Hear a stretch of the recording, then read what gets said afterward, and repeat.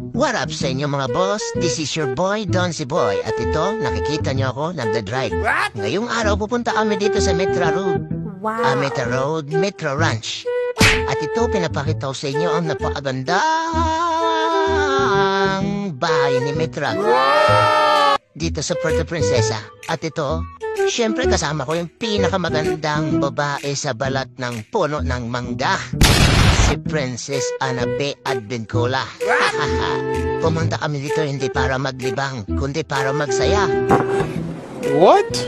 At ito, nandito kami sa may slide. Yung may mga slide. Ayan o, nakikita niyo yan? Slide na yan. Kitestingan namin yan. Bahala na maubos ang pera.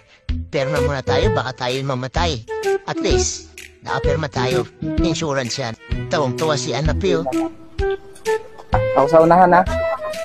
Grabe excited na namin at kinuha ni Kuya yung dalawang salbabida na aming pag-uupuan. At ito, nakikita niyo naman, tinatalian ng aking kamay. Medyo kinakabahan na nga ako dito at ito, paupo na kami sa aming salbabida.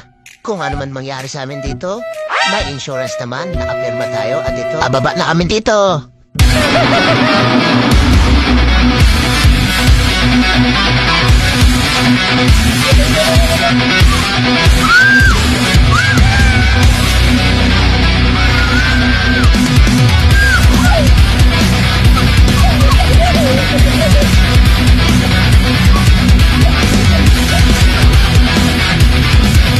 Kita niyo yung guys, tuwang-tuwa na naman ang babaeng pinakamaganda sa balat ng puno ng mangga.